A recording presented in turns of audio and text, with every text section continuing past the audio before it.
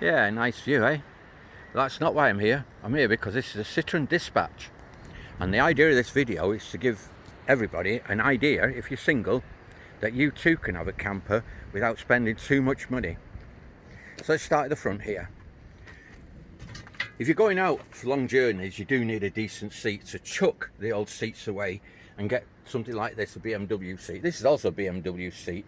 Now this comes out when I'm not using it, and this is the old seat frame of the seat that I took out there.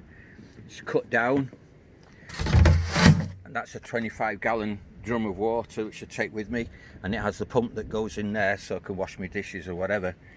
Okay, so just under there, that's for the dash cam.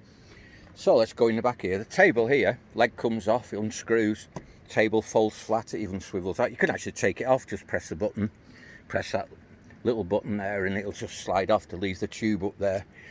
Single bed, standard single bed. As you can see, this has got underneath, the first duvet is a double duvet, and the reason for that is that it actually tucks under the other side, under the mattress. And so what that does, it stops it sliding off. So you can put a single duvet on the top if you need to, and it won't slide off during the night, which is great because they do tend to slide off while you're wriggling on your bed. Over this, down here is a cool box. Don't need a fridge. All I'm going to do is keep my milk cool and maybe a few cans of beer or something, whatever. There is the heater. You might see the heater there. Blows out air here onto these cupboards. In these cupboards is just general stuff like you know, essentials like hot water bottle, your hair curlers, that kind of thing.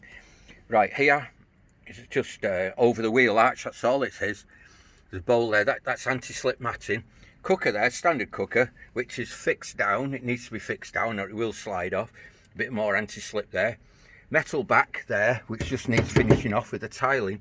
Above that, I've got my curtains here, which there's usually 3 here, but they slide across, and inside there is storage for pots, pans, bottle opener, and heaven knows what, you know.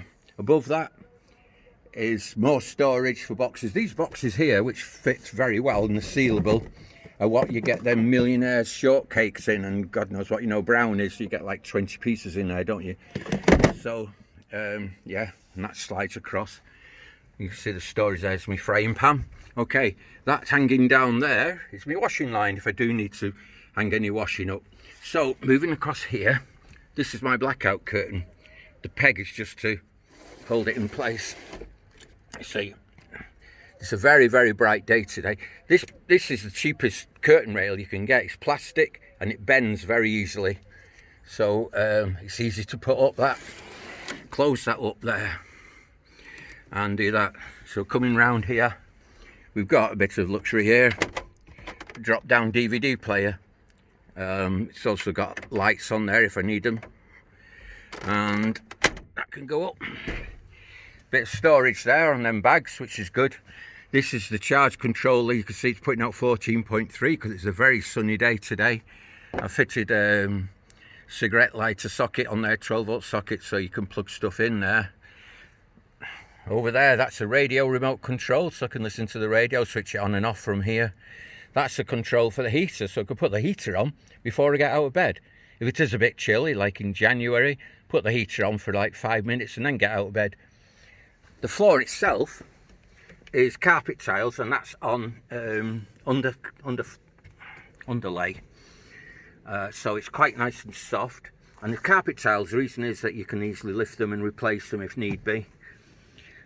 So, you know, no cold feet standing on that. And even so, people say, oh, I've got to put 2 inches of insulation on. Well, just wear a pair of slippers. Job done, innit? Anyway, let's get on with this. This is a basic frame. You see, a drawer there is a big drawer.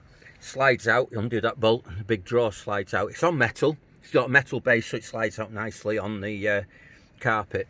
That's the inverter there, 1500 watt inverter. And there is, which you do need, an isolator switch, because if you don't isolate it in between use, it will drain your batteries. All right, over here is 240 volt socket, which is great for plugging your toaster in.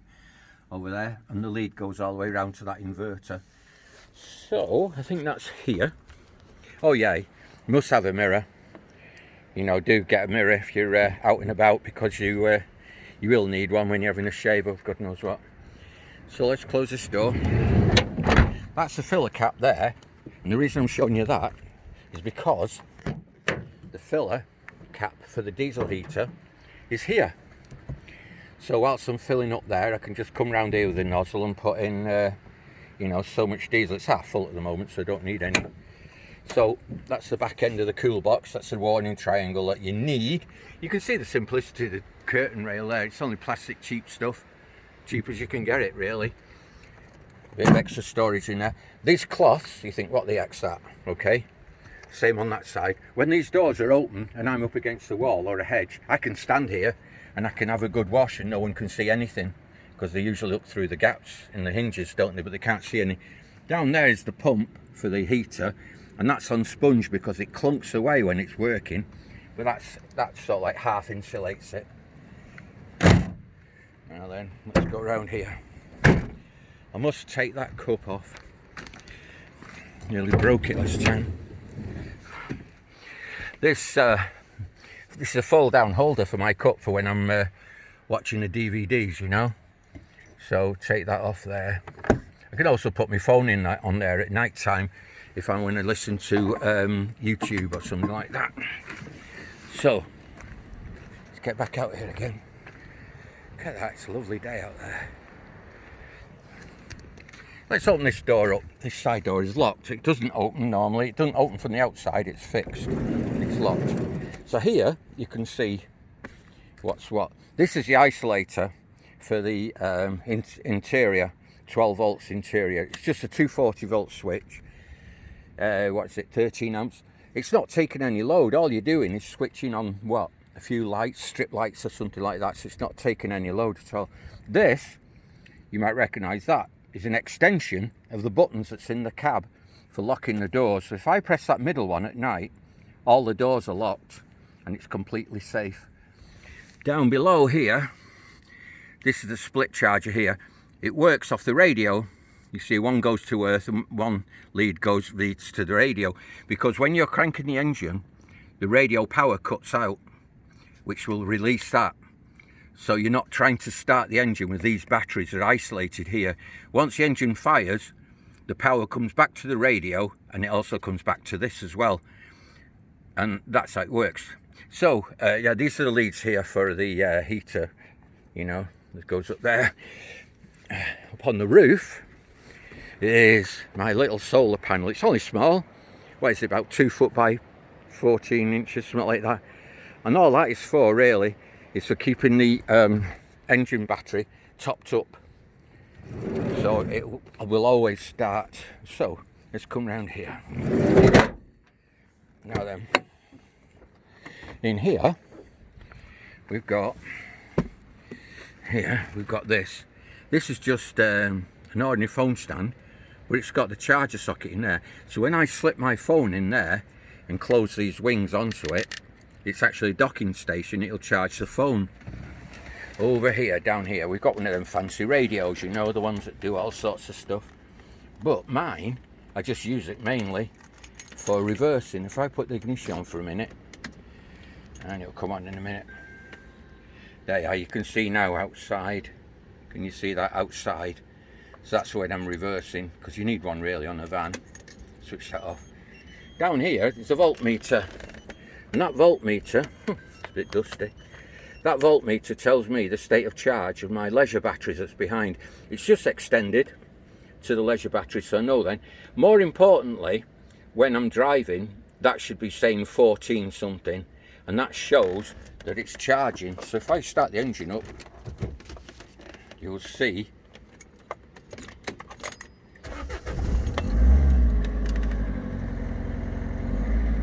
yeah, see, 14.1, and that shows me that them leisure 14.2, that shows me them leisure batteries are getting charged now, right? So that's what that's for. So I know then, I also know that the alternator's working, but I know then that leisure batteries are getting charged if I see that. So it's that there. Now over here near this station, you might have noticed this other screen here, and you might think, what the heck? He's got a reversing screen monitor there. What's he got another one for? Well, the reason for that is, switch this on here, like that, and on it comes. Now that is looking forwards, and what that is that camera over there. That camera is my set of eyes on that side of the road, like having a passenger. Because when you're in France or abroad, and you're on the opposite side of the road to what you're normally on, you cannot overtake, not safely, because you can't see around the vehicle. You get behind a tractor, for instance, stacked high with hay, then you're stuck behind it because you cannot see around it. But I can, when I've got that camera on, I can see what's around it. That is everything that's in front of my vehicle on the left-hand side, so I can see approaching traffic. And I know then whether it's clear to go or not, so I'll just switch that off. What else is there? Oh yeah, you've got to have your dash cam. What I like about this as well is you've got all this overhead storage as well up there, so that's good. That's the other seat there. Between the seat I've made this boxes up. This box fits here also when the water container's in. That lifts up and comes out, and then you've got more stuff under there for tools and God knows what kind of rubbish. I put my snacks in there, you know. Anyway, that's about it. So all I'm saying is, oh yeah, what I want to show you, this is very important. What I want to show you, is the mattress. Okay, and what I want to show you is, look, that board's not got any holes under it, and I've had no trouble with rotten mattresses or anything. So all these people that go drilling holes in the board for letting the mattress breathe and all that kind of stuff, well, I've not had any trouble with it, and I don't know where they get their idea that it's got to breathe. But anyway, so there you go. That's basically it. Let me close this door again there. There's the isolator there, as I say. So, oh yeah, leisure batteries are down there. There's 3 there. 2 on the floor and 1 up on top of it there. I should really get one of them big ones where I just need 1 battery, but them 3 last me forever. Okay,